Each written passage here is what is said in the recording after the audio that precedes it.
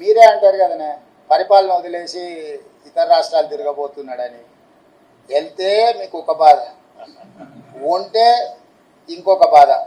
కాబట్టి నేను రాష్ట్రానికి పరిమితమైన నాయకుడిని, నేను పిసిసి అధ్యక్షుడిని, నేను ముఖ్యమంత్రిని. ఎన్నికల అధ్యక్షుడిగా ఎన్నికలు ఇక్కడనే నిర్వహించిన, ముఖ్యమంత్రిగా నేను ఇక్కడనే ఉండి పరిపాలనను గాడిలో పెట్టే ప్రయత్నం చేసిన. వర్షానికి తడిచిపోయిన ఒడ్లు కొనుగోలు కావచ్చు, లేకపోతే మొలకెత్తిన ఒడ్లను కొనుగోలు విషయంలో కావచ్చు, విత్తనాల విషయంలో కావచ్చు, విద్యుత్ విషయంలో కావచ్చు, అకాల వర్షాలను ఎదుర్కోవడం విషయంలో కావచ్చు, రైతు రుణమాఫీకి సంబంధించిన అంశాలను సమీక్షించడంలో కావచ్చు, రాష్ట్ర ప్రజల యొక్క సమస్యలు పరిష్కరించడమే నా మొదటి ప్రాధాన్యత.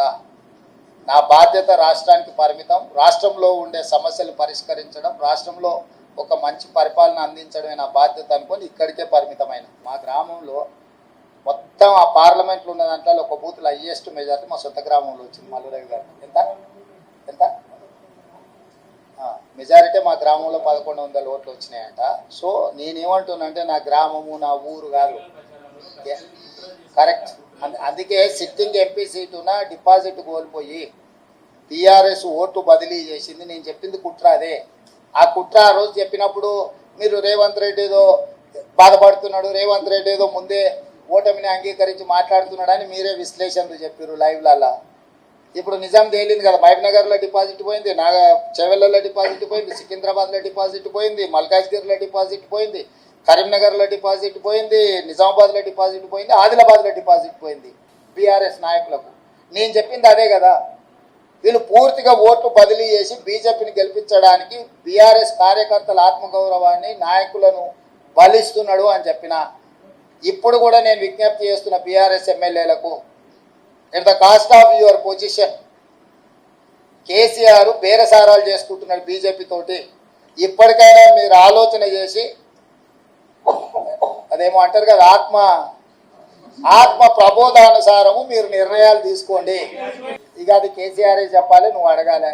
కేసీఆర్ అవయవ దానం చేసిండు బీజేపీకి. ఆయన ఆత్మహత్య చేసుకోవడం ద్వారా ఆయన కిడ్నీలు, ఆయన కండ్లు ఇవన్నీ మోడీకి బదిలీ చేసిండు. ఆ బెనిఫిట్ ఏందో బెయిలా లేకపోతే ఇంకేదన్నా అక్రమ సంపాదన అనేది మీరు విశ్లేషించాలి. మీరు ఎందుకు అన్ని నేనే చెప్తే మీరెందుకో. డెఫినెట్గా ఆ దిశగా కేసీఆర్ నిరంతరం ప్రయత్నం చేస్తుంటూనే ఉంటాడు. కేసీఆర్ ఉన్నంత కాలము కుట్రలు కుతంత్రాలు ఉండనే ఉంటాయి. ఎప్పటికప్పుడు తెలంగాణ ప్రజలు అప్రమత్తంగా ఉండాల్సిన అవసరం ఉంది. కేసీఆర్ రాజకీయ జూదగాడు. జూదం అనేది కేసీఆర్ మానడు. సర్వం ఒడ్డైనా జూదమే ఆడతాడు కేసీఆర్. రాజకీయ జూదగాడైన కేసీఆర్ తెలంగాణ రాష్ట్ర రాజకీయ ముఖ చిత్రంలో ఉన్నంత కాలం ఈ కుట్రలు కుతంత్రాలు కొనసాగుతూనే ఉంటాయి.